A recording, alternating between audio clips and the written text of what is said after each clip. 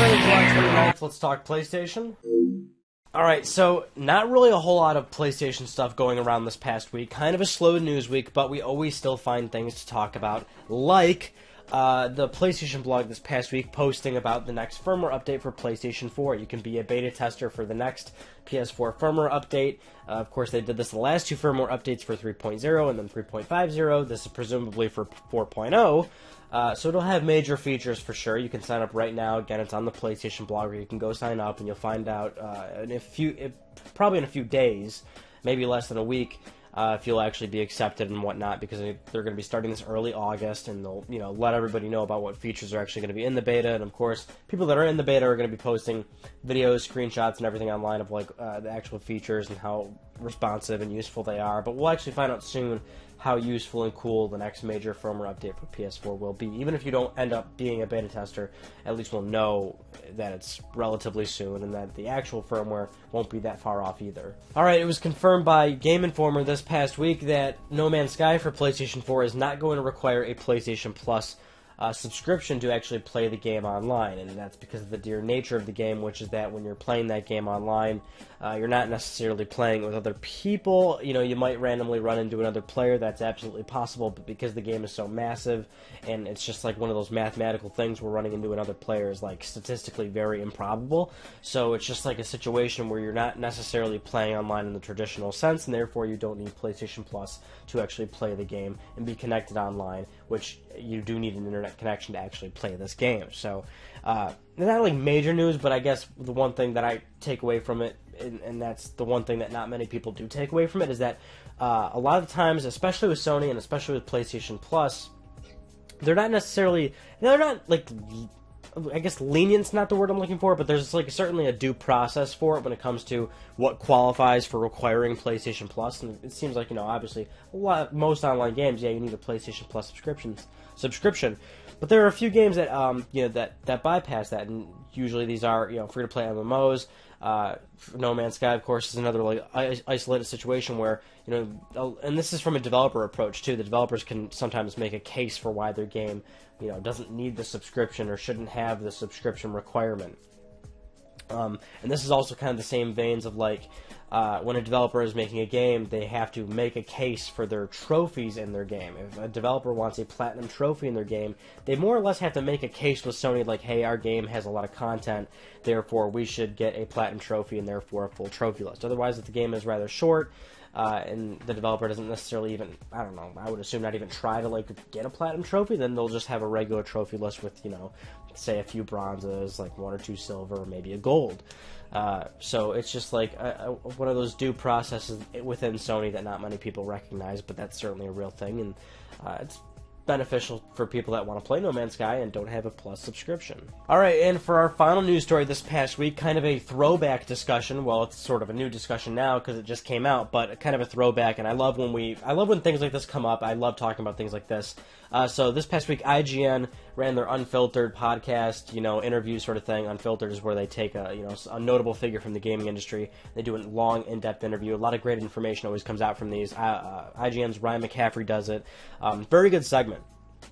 This past week they had Robbie Bach, who is the former Xbox chief officer. So this was a man that had a very big position in Microsoft, made a lot of big calls, a lot of shots.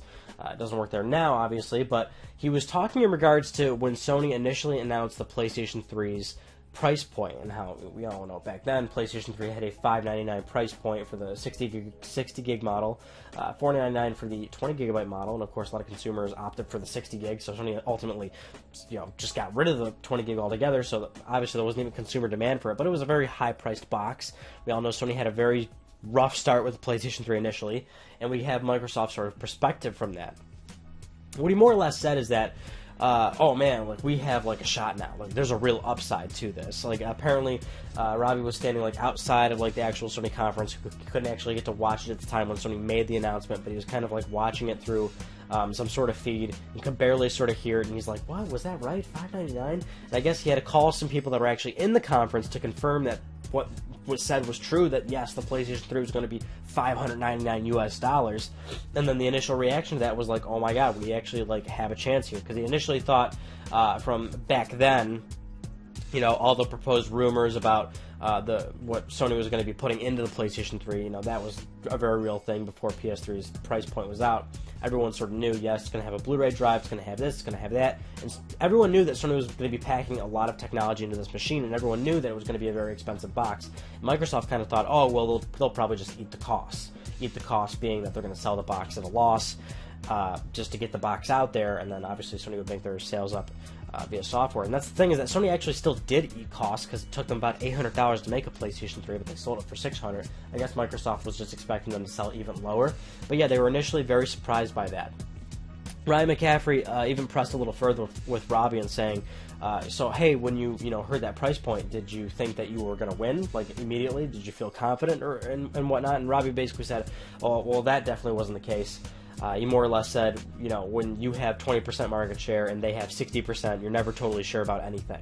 That was also a very real thing, because Microsoft was still in a point where they were doing an uphill battle. The Xbox was nowhere even remotely close to the level of success for PlayStation 2.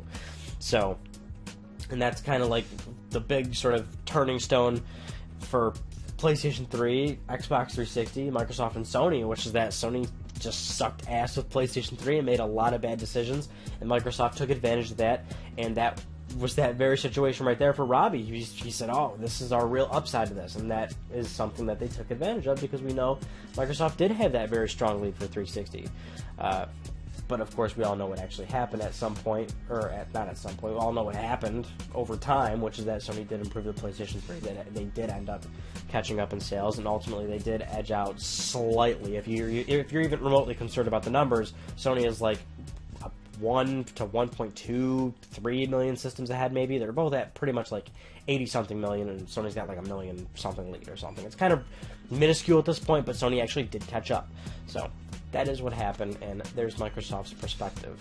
Those are just some of the news stories I want to talk about with you guys this week. The Ryan Gaming topic was about objective reviews. When people are reviewing a game, can you actually review it objectively? Kind of step away from your opinion, or even more so the grander scheme of things. Are all game reviews opinions? I mean, what really constitutes right versus wrong, opinion versus fact? Very good conversation. Go ahead and watch that. Keep submitting Ryan on Gaming topics, please. I really need them. If we even want to consider making more Ryan on Gaming videos, we have to keep submitting topics, because I'm just not at all that creative. I need other people to give me some ideas. So please help me out here. I need some help. You're my friend, right? I would help you if you had a problem. Come on, what do you need? Let me know. I wouldn't lend you any money. I'm not going to lend you any money, but I'll do a favor for you. That concludes this week's episode of Let's Talk PlayStation. I'm Ryan Bujnovksy. Thank you all so much for talking with me, and I'll see you guys next Friday.